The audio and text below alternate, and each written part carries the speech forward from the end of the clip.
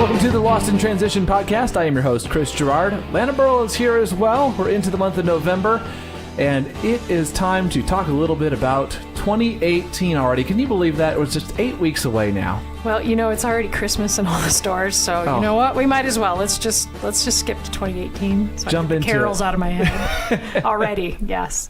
You know, we should do like I'm sure someone's done a 12 days of Christmas for triathlon. You know, 12. I'm sure it's out there. 12 weeks of training or something like that. If you're listening to the podcast and you know of that, shoot it to us. We will. And if it doesn't blast exist, let's get somebody to make that. Yeah, absolutely. Right? Always remember to subscribe. iTunes, Stitcher, Google Play, the TuneIn Radio app, on YouTube as well. Available for listening online at losttransition.com, and hit us up on Facebook and Twitter. And as we said tonight, we're going to talk a little bit about planning your 2018 triathlon season. And I know this is actually something, Lana, that you did in a workshop last year that I was a part of. It was interesting. I just pulled up my goals from last year. Yay, okay. So, you know, that's one of the first things I know that you tell people to do is they're looking, you know, kind of, this is the time of year people look back. Most people are kind of all done with, you know, their season at this point. And it's an interesting time to step back and look at those goals that you set. Right. Yeah, we're offering I'm offering a similar clinic this year. We're doing a lot of focus on the actual off season, but we do start out with, you know, that conversation of, you know, how did last year go? And one of the participants in my last class said, I like to take this time of year to reflect. And that's a great word, you know, when you look at it, it's like, yeah, reflect it. And I think sometimes we get so excited about next year, and what are we doing? Sign up. We don't take any time to sort of soak in and learn and like she said, reflect on what we've done and how did we do, you know, rather we're keep hitting that feeder bar for the next pellet. So, you know, so it's good to look back and, you know, it starts with, did you set goals? Like you said, you pulled that sheet out and you were like, hey, I did, you know. So let me ask you, Chris, how did you do? Well, you know, overall, let me pull it up here. Actually, I'll take a look at it. But, you know, I think I had a hard time setting goals that were specific enough. See, that's what I was looking for. I was like, you know, when you look at your goals, are you able to determine if you met them or not? You Exactly. know, like if I just say, okay, goal number 1, did you meet it? Yes or no? Exactly. Let me look and see what we've got here. My objectives in 2017, a few of them were to run a 3:30 at the Knoxville Marathon. That'd be a 15-minute improvement off of 2016. Got halfway there, like a 3:36 or 7, I don't remember exactly. To my justification on that one, was pretty sick. Yeah, okay, but even without putting an asterisk next to it, you did make an improvement from prior year. Exactly. You know, it wasn't all the improvement you wanted, but yeah. And then also I wanted to go for a 5.5 70.3 at Tough Man, Tennessee. That was about a month ago today, I believe. Yes, in a monsoon. And I have cold monsoon. Full disclosure, I have not swam since, and I've run once. This is really my off season. No, it's okay. But I went for a 5:30. Now the little intervening situation there was it rained from the very beginning of the race to the very end of the race, at times torrentially. So there's parts on the course, for those who are not local to the East Tennessee area here, that are very hilly and at this time of year leafy. And so that slowed things up a little bit there. And then my issue on the run was... So I had a bucket with all my stuff with a lid on my bucket in transition, and I had dry socks specifically for the run, and that lid got knocked off the bucket sometime before the swim, unbeknownst to me, and there were 2 inches of water in it. Nice. And so my decision in T2, you know, after several hours of biking, not being able to see anything even in the rain, was wet socks or barefoot in the shoes. Ooh. I should have chosen the wet socks. Yes. But okay, I'll just say next time, 2 gallon Ziploc bag. Yes. Okay. No more. Great tip. If I could ban buckets, yeah, I think I would consider that. But so it's really interesting that you brought this up because, you know, we were talking earlier about setting goals. You know, what are good goals? You know, what makes a good goal? And, you know, part of it, you know, you could go back to that SMART acronym, but really good goals for triathlon and endurance sports tend to be things, in my opinion, that you have control over.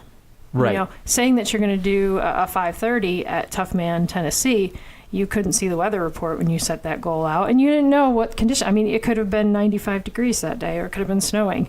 So could have had 40-mile-an-hour winds. Instead, you got like, I think there's the leftovers of some hurricane. Right, so, Hurricane Nate. Yes. So setting goals like that, setting time goals, basically an outcome goal for particular races and events can be risky, because you can do everything right and everything that you trained for, and you may have had the best training, best preparation, and when you get there on race day and the conditions are less than ideal, are you going to be able to hit that outcome goal or not? Exactly. Yeah. And that's definitely part of goal setting. And that kind of brings up the fact, that there are a lot of different kind of goals that people set. And most of the time, like mine were, they're outcome based. Mm-hmm. In outcome based, I'll say this, that you have to start somewhere, and there are some outcomes that are good directionally. It's almost like putting a star on the map, having a compass point that you're aiming towards. So like, a lot of people have an outcome goal of, I want to finish my first Ironman as a goal for a year, or finish my first Olympic, or complete my first open water swim in a race. And those are great, because then you can build process goals around them. But you do have to have some kind of an outcome that you're looking for. But if you have all your goals wrapped around it, right. Well, and it's somewhat a balance, because the outcome goals are, I think, the most motivational in a lot of ways. Definitely. For sure, because I'm a person that'd be very hard, and I think most people are like this, to get motivated by, I'm going to just really nail my nutrition this year. Like, that'd be good, but I'd rather be fast. So look at that as, maybe if you were to say that, I want to nail my nutrition. So you say, okay, so what does that really mean? Like, how would you know if you nailed your nutrition?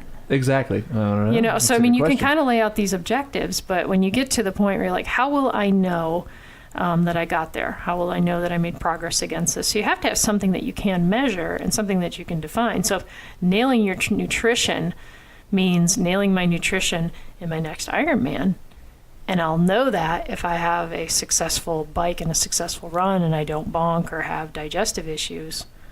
Okay, now those are things you can write down and go for, despite how the day kind of rolls out. And even though I didn't express that in my planning nearly a year ago for that 70.3, there were, for those who didn't follow my season, and I'm not necessarily even worth following in that way, but I definitely had a real lull in the middle of the season this year, a few training issues and medical issues and whatever that I had to work through, and it just left me in a lot weaker spot than I thought I was going to be in physically going into the race. And so I did, before that 70.3, start to adjust some goals. I knew that the time goal may or may not happen, and of course, weather is completely out of my control, but then also just really wanted to, I knew that the previous year in the exact same race that I had really, really fallen off throughout the run, and I wanted to be much steadier through the run.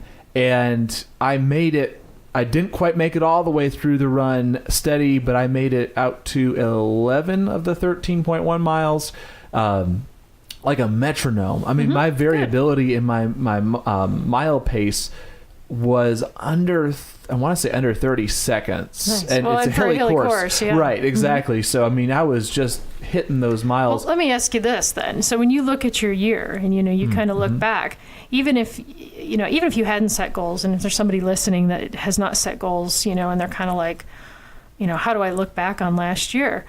I mean, how do you feel about the year? I mean, sort of ask yourself a little more subjectively, a little more qualitatively, to say, do I feel satisfied? Do I feel like I improved? Do I feel like I learned something? Did I accomplish something new, or did I surprise myself? And when you look at those, how you feel about those types of questions, you kind of come away with either, maybe positive, maybe negative, maybe a neutral feeling about the year. And that can give you, I think it's very valid to look at a year like that, and look at a season or a period of time in racing.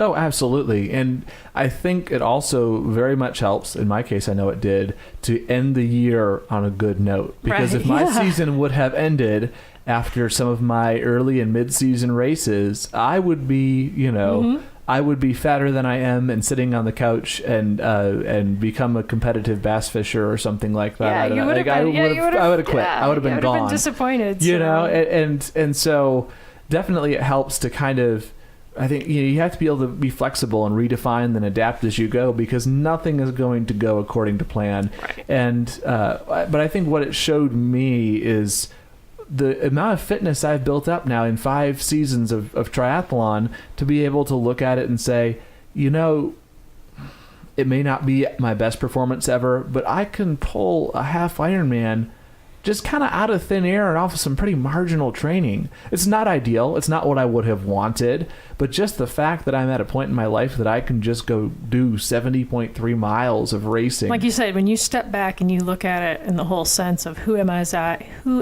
as a person, as an athlete, it's like 5 years ago, would I have thought that I could do that? And you probably would have said, no, you're like, oh, it's crazy. People are like, oh, never. I didn't get into open water until last year. The end of 2015. Right. So we're talking just over 2 years ago.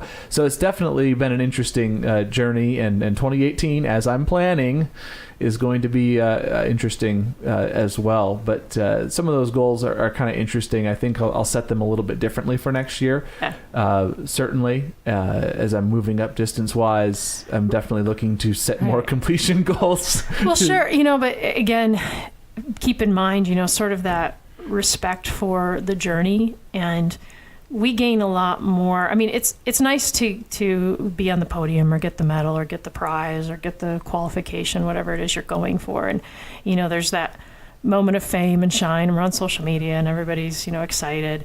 But that wears off pretty quick. The sense of accomplishment you gain when you realize that, I used to, my first 5K was like 35 minutes, and I was like red as a beet afterwards and could barely move, and I look back, it's like, wow, I've been able to do a 5K in under 23 minutes. It's like, holy cow, and when you step back and you say, I've made improvement, I've shown that I can do things that I didn't think possible, and you set goals to put yourself in that frame of mind, you walk away a different person for the better, I think, than, those kind of fleeting moments of got to get another podium, kind of keep the drug coming. So it's interesting that you mentioned that, and in a way I'm kind of blowing it by mentioning this now, but I posted, if I recall correctly, I'll have to go back on my timeline, look, I don't think I posted a single thing about that 70.3, and it wasn't because I wasn't happy with it. In fact, I was very happy with it. I don't know. There was something about this time around where I just didn't want the hubbub of, 40 likes and 20 comments about whatever. Sometimes it's nice to just enjoy these things for what they are. I just wanted to enjoy it for what it was. Uh-huh. And, enough other people had posted enough other things. It was getting its due publicity, and I just kind of wanted to enjoy it myself. Right. And, I read an interesting post by a former guest that we had, Leslie Patterson. Even if you look at that, they're in this performance role online. So even when we finish a race and we post something about it and we get all the attaboys, it is wonderful and nice. But if that's what you do this for, it's going to be a hard thing to sustain. And, I encourage people to get something else out of it. And like you say, hey, if you go and have a great race and you celebrate with your small circle of people who were there and saw it and that you really have feelings for, I think it can be even more special than that. I got 350 likes on my Instagram post, yay. Good for you, but does that really sort of fill your cup? Right. Well, and I've definitely have posted before. We'll post again, but it was a different approach, and I don't know if it was even intentional. But speaking of choosing races, I mean, that's kind of what this is all about in a way, Well, that's why we do it, right? It's to race. I mean, who else practices 3 sports just to do 3 sports? I mean, yeah, okay, I guess I'm sure there are people. But really, I mean, when you get into triathlon and if you're listening to the show, you're someone who probably races. Exactly. And there's a lot of factors. I've chosen my races just very differently year to year. Mm-hmm. For the first few years, I only did 1 or 2 races, so that was pretty easy to choose, and they were all local. But as I've kind of started to branch out, still most of my racing is local. It's just what works with my schedule, with my budget, with whatever. Yeah. But I've gotten to the point where I've done a lot of races again and again, and have there are certain ones that I like to repeat just as a baseline, or maybe I like the course, maybe it's flat-ish or something like that. But, I'm also to the point where it's, hey, it'd be neat to shake things up and do some different things. And I know 2018 for sure will be different for me. I know that terrain, the course involved, that's a big factor for a lot of us here. The common factors are the ones you mentioned, right. Schedule, location, budget. And that generally keeps people pretty close to home when you don't have to travel far for races. And the other part is also community. Some people like to go to races because it's part of their social network. So they get to see all the people that they hang out with, and they're, you're with your people, There's a familiarity too, because the race organizers, how things run. You're going to hear your name cheered for, and you're going to cheer for people and it's kind of fun to be out on a run course and recognize, half the people out there and be able to say hey to them and talk, especially on like an out and back course, rather than not knowing anybody. It's a lot of fun to see somebody that you know. Absolutely. Yeah. So, those are big factors. It kind of depends. Again, it goes back to sort of what you're trying to get out of either that race season or just racing in general. If your goals are general improvement, enjoying things, then this might be how you select your races, is sort of for the community and social interaction. You might decide you want to travel somewhere and see someplace, and you feel justified in booking that trip because you get to do a race while you're there, the little racecation. But if you are actually going for a performance goal, let's say you are trying to qualify for a spot on one of the U.S. national teams or Kona qualification, you're probably going to be picking races that have that ability to qualify you. Obviously in some areas it's like, well, you're going to go to nationals or not, but you got to qualify to go to sprint nationals for USA Triathlon. So you got to pick a race where you think you can qualify. Right. So you sort of get into a little bit of this, I call it, it's gamesmanship or racemanship, where you look at a course and say, gee, where am I most likely to do? And you start thinking, what am I good at? Like, where do I perform the best? Okay, if I don't do well in open water ocean swims, maybe I'll stick to rivers and lakes. If I am really good on a hilly course, because I can climb with my bike, great, I'm going to stick to hilly courses. I might not want to do a flat, windy time trial kind of course. It might be the opposite. You start looking at things based on temperature is a big, big factor next to terrain and course. So you're going to do 70.3 Muncie or Augusta, which are notoriously hot and humid and tough, or you're going to take a race on like something like 70.3 Lake Placid, which will be middle of September next year, which I've lived up there. It could potentially snow. It could also be in the 80s, at that time of year. So there's kind of some unknowns with that. Some races are, hot, dry, wet, cold, whatever. So those, I think, play in. And if you're looking to achieve some kind of performance goal, you might be looking for races that fit your raceability best. Like if you're trying to PR an Olympic, then you're probably going to be selective on that course. You may not go up and do Rev 3 Quasi, which is one of the hilliest courses that you could ever find. Even it makes Chattanooga and Knoxville look kind of flat, if you ask me. Very tough course.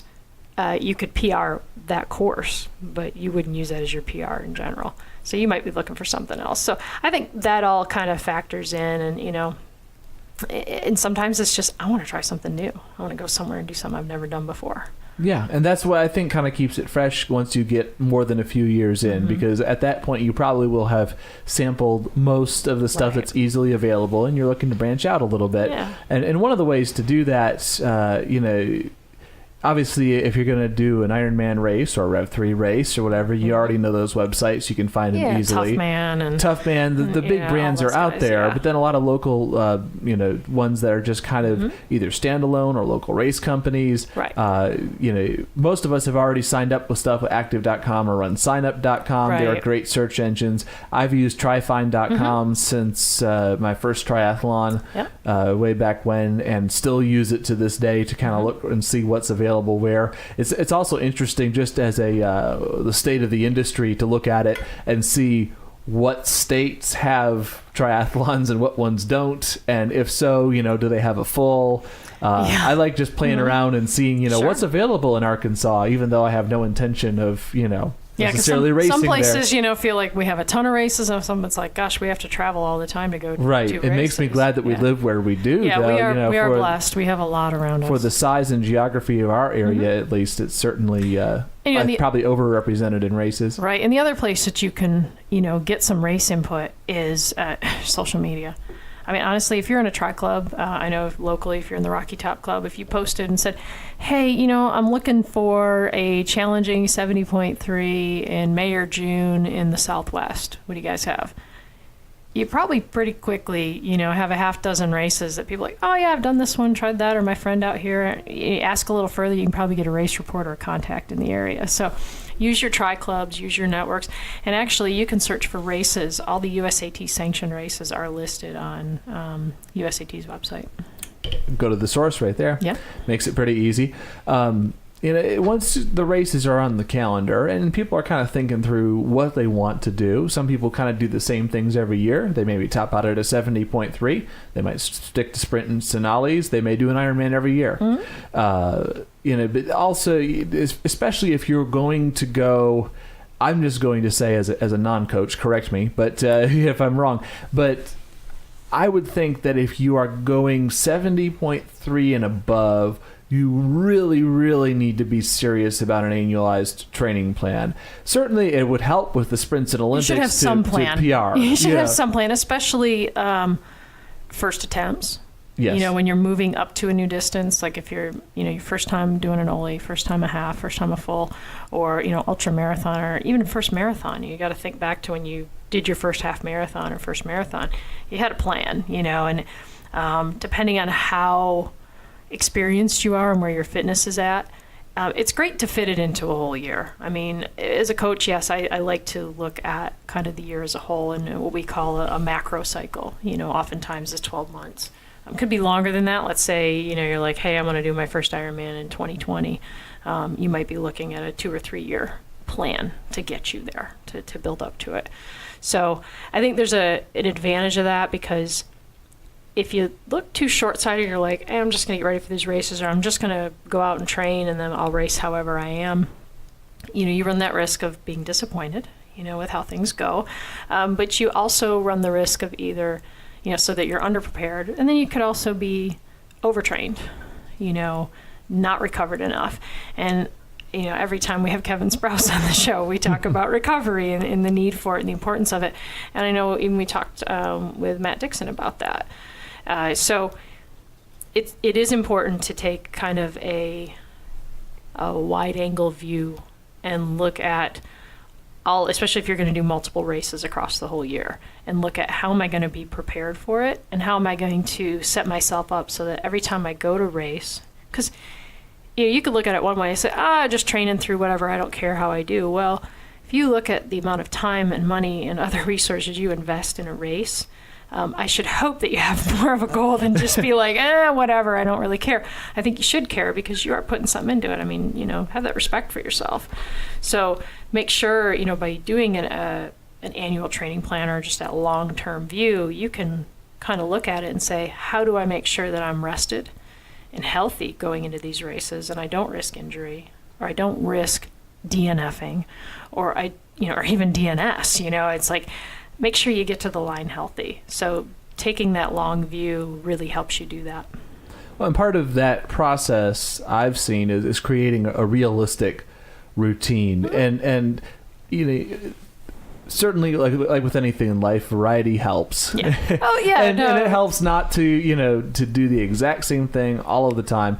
That being said, we devote a lot of time each week, the equivalent of a part-time job, really, to training. And a lot of people are only thinking in terms of training hours: 6 hours, 8 hours, 12 hours, 15 hours, whatever that may be. Yeah, not in terms of workworkload and intensity. Not in terms of workload and intensity, but also just, I've found, even myself doing this, not in terms of actual clock time that it's going to take to fit it in. Yeah. If I want to do a 30-minute run, even around the corner at this park around the corner, I better plan for an hour 15 probably to be safe from the moment I decide I'm going for a run to the moment I'm available to do something else once I get home. Yeah, and if you go into the pool, Oh, yeah. And Yeah, that's really why plan swimming, for I think, it. gets neglected so much. It is is. that, It's a pain in the ass. It really is. Unless you have a pool at your house that you can do proper swimming in, swimming's a pain in the ass. Just face it. Even when it's fun and enjoyable and challenging and all that other good stuff, you got to go to a pool, which immediately makes it inconvenient. Right. And we are convenience junkies. We want it now right in front of us. So, but yeah, so being, like you said, being realistic and knowing, are you the type of person who likes to do the same thing throughout a week? Do you need a routine within a week? So that you're always biking on Monday and, yoga on Tuesday and a rest day on Wednesday. And, do you like that routine or do you like to mix it up through the week? Or, so that's something to consider, and like I said before, making sure you've got those recovery periods, so using periodization. And if you're using, Training Peaks and use their annual training plan, if you use their automatic periodization, it actually can help you do that. It will help you whether you do it by TSS or whether you do it by, it's going to help you build up and periodize in a traditional periodization model so that you have, if you're on a 4-week periodization, 3 weeks of building and then a week of recovery and then building again, and then helps you build those phases in. So you don't have to necessarily sit down and read Joe Friel's Triathlete's Training Bible, though it would be very helpful when you go into Training Peaks and go, oh, I see what all this means, because the two are, one and the same, really. So working all that into an annual training plan, very smart. I think it takes some of the guesswork out of it, whether you're coaching yourself or you got somebody else doing it for you. And there's all sorts of different ways to approach it. I mean, some people really approach it with no plan, doing whatever they want, when they want. Sure. And that's, that's kind of what I did for a while. Wow, I look back now at what I thought, what I was doing was either way too little or way too much, and it tended toward the way too much. Yeah. And it's amazing that I had an Achilles strain in 2011, if I'm recalling correctly, before triathlon, during half marathon, when I was first kind of getting active as an adult. And it's a wonder that I did not do worse to myself based upon just what I thought was. Well, I would offer this to say there's a bit of nuance, and we could get down into the syntax, which is if you're training, there's a purpose. When you go out and do a workout, there's a purpose for that workout. And that series of workouts together, whether it's a week or a month or a year of them, there's a purpose for them. They've been put together in a purposeful way to accomplish some goal, some outcome. If you're just kind of going out there and, I feel like riding 3 hours today, I feel like sleeping the next 4 days, and then I'm going to run 10 miles, you're kind of doing it like that, I would not call it training. I would call it simply exercise. Really, because training to me implies that there's purpose. There's a direction to it. Yeah. It's interesting that you mentioned that, and then this kind of goes along with the next level up from zero plan and just kind of exercising for the heck of it. A lot of people can find training plans, buy training plans, get training plans for free offline. Let me say this: there's nothing wrong with just exercising. There is, okay, get outside. That is a good clarification right there. Get outside and be active and enjoy yourself. There is nothing wrong with that. I recommend walking 5 days a week. That's okay. Yes, no, we are not coming down this casual is not, exercise. But what those we are darn saying, exercisers. But if you're going into this sport and you're in this sport and you have things that you're trying to accomplish with it, then just exercising on the whim is probably not going to be That enough. was a good save. We were about to go viral. Sorry, I know, right? I was like, no, I'm not dissing activity. Lame exercisers. No, just people who just do what they feel because it feels good instead of us neurotics. Anyway. I know. Wait a second. What are we doing here? So as you were saying, there's a couple ways to go about this. Well, you get on your regular training plans. That's the first thing. Most triathletes have. A few people go straight to a coach in the first place, but most people, I feel like, they start, once they start getting serious about it, they look to see, what do I even have to do? Well, yeah, and you pick up your first issue of, Triathlete Magazine or Runner's World, or you just get on social media and there's training plans. And you think, okay, this is good. Rather than just winging it and just exercising, okay, this is a way to train. And training plans, I think for a lot of people, wherever the source is, it's a good way to get started. It's a good way to establish habits and decide if you like this or not. irregardless of maybe the quality of your execution of that plan, aside from really consistency, if the plan helps you develop good habits and becoming a consistent trainer, that you're consistently doing the workouts, even if the plan is run 20 minutes today, bike 40 minutes tomorrow, swim 30 minutes the next day, it's still a plan. It has a purpose. And if you can accomplish that and be consistent with it, you will see improvements, you will see gains, you will accomplish goals. And if you get kind of through that gate and you're still wanting more, that's when I see a lot of people kind of go, well, I bought these training plans. And I did the same thing. I started with sort of some of the free plans, and then I bought some plans, and then it was like, okay, I want something that's for me. I want something individualized, customized for my needs and my crazy schedule and my stuff, because I'm a precious unicorn. So I want that individualized experience. And that is something interesting, though, about the triathlon community. And I don't know about, other endurance sports per se, or even other sports that, adults that are not on a team find themselves, doing individually.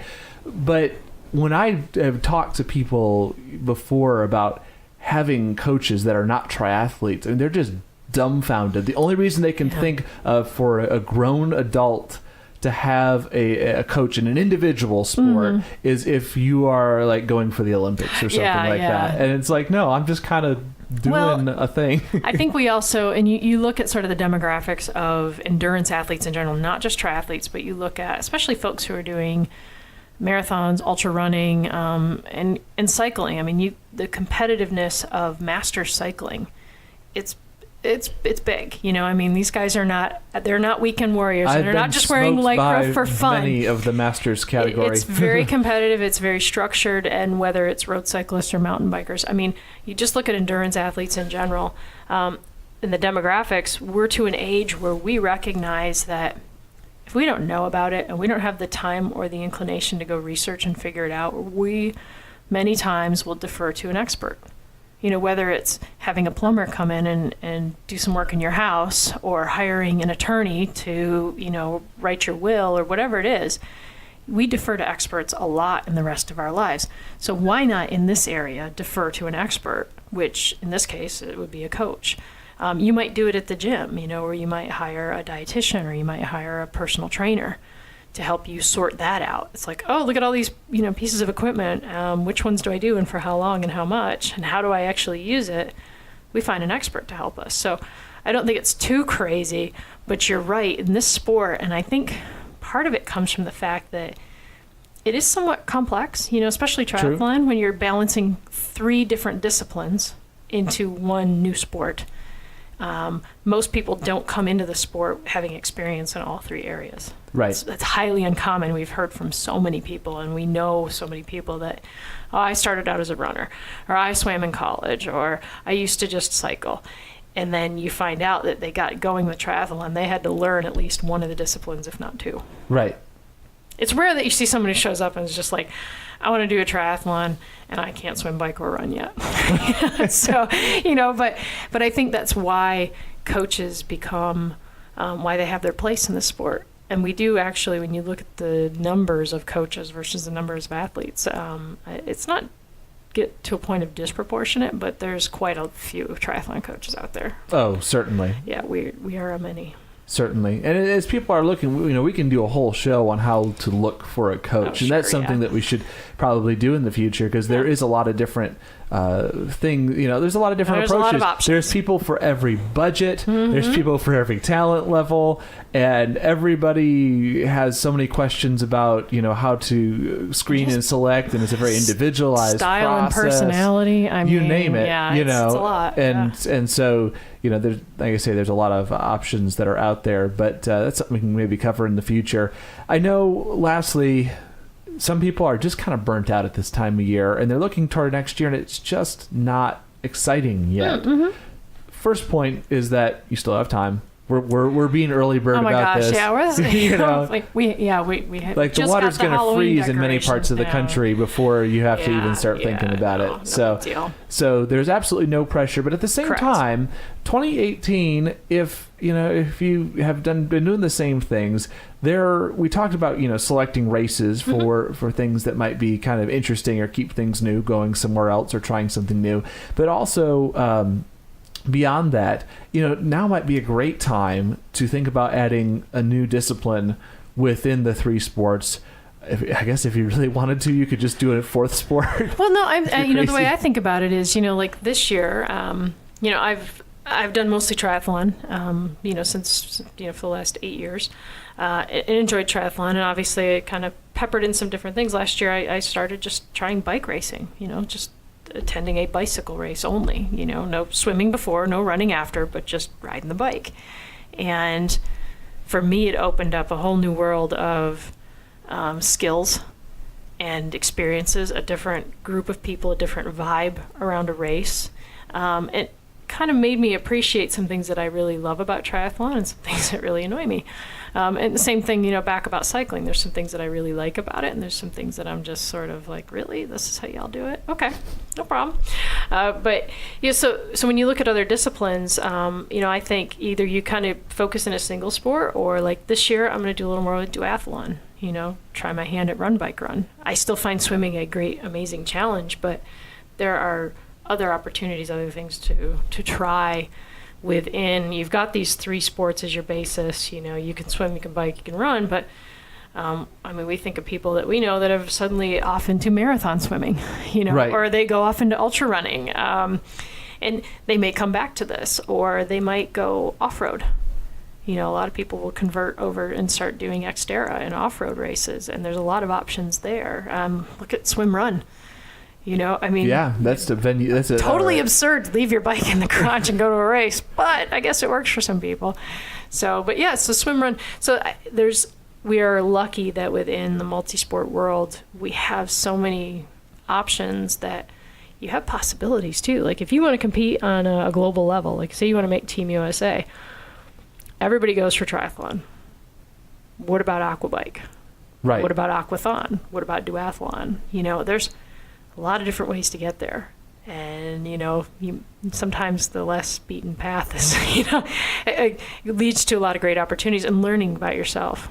Right, definitely. I think of some of the races that Jamie Brady, who was on our show almost a year ago, I think now, did out in Colorado with the adventure races, and kayaking is thrown in there, and skiing. She's big into skiing. And actually, there's winter triathlon, which, get your fat bike tires on and get your skis out, and, there's snowshoe cut races. A hole through the ice. Yeah, I know, it's great.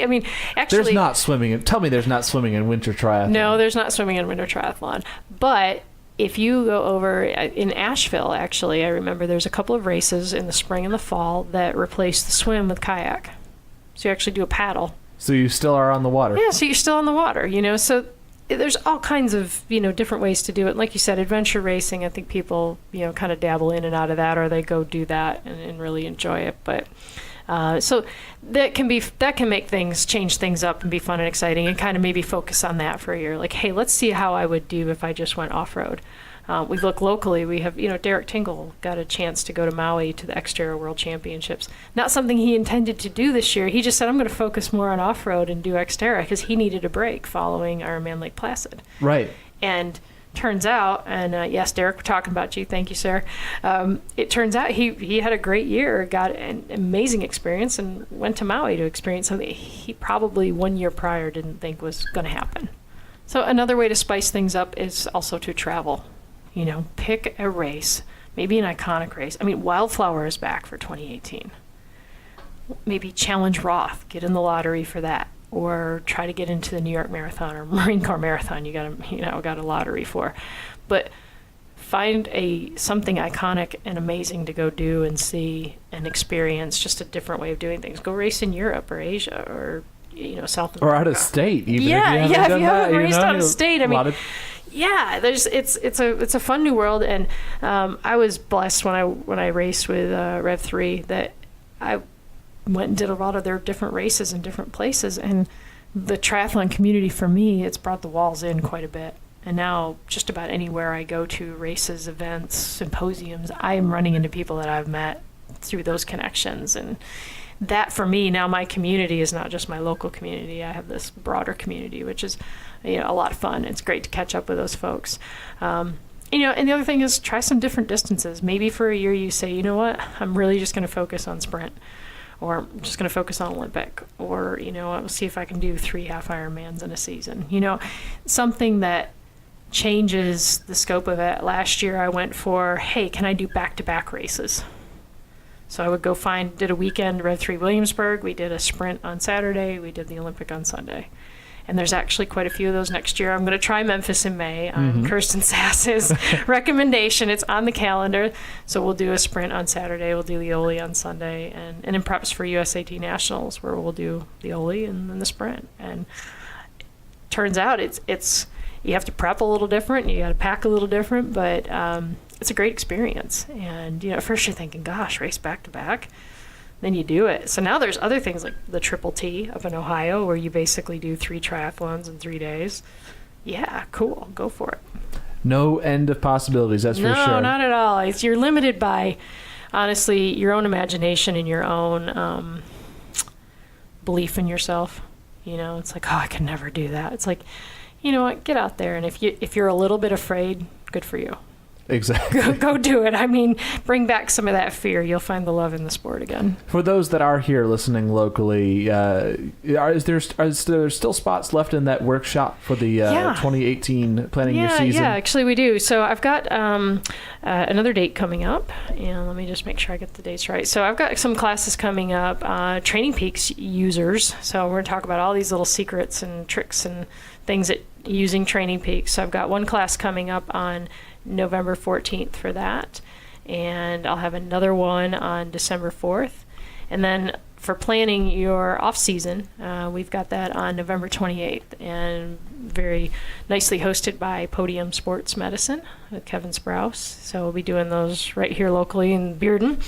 But yeah, so far we had one really great class earlier this week, and just fun group, lots of great questions, lots of good enthusiasm. They're excited about next year. So the focus in that class, a little bit, like we just talked about tonight, kind of focusing on next year. We brought it back to how do you spend this next, 3, 4, 6 months really productively? Like, how do you get something out of it so that you feel like I'm really ready for next season? And so we'll talk there. And this winter, we've got some other classes planned. So yeah. We'll post the links up to those on the website and on social media as well, so people that are local can look into that. And for anyone, feel free to send us your thoughts or topic ideas at the website losttransition.com. It makes it easy for us to come up with some great shows when we have such great suggestions. Also, we're looking to get a couple different guests lined up here in the near future. Got some good ones in the works, kind of waiting on those email confirmations back from them. And we ran into this end of season holiday kind of. Right, everybody just kind of. I think it's what happened is everybody walked into the grocery store on November 1st, and it was like, oh, it's Christmas. Oh, right. Okay. Game on. Surprise. But definitely hit us up. Let us know what you like to hear on upcoming shows. And rate and review the podcast if you've been enjoying it on your podcast app, iTunes, etc. Helps us boost in the rankings and learn more about what you like about the show and reach more triathletes out there. We'll talk to you again very soon. For Lana Burrow, I'm Chris Gerard. Till next time, may all your transitions be smooth.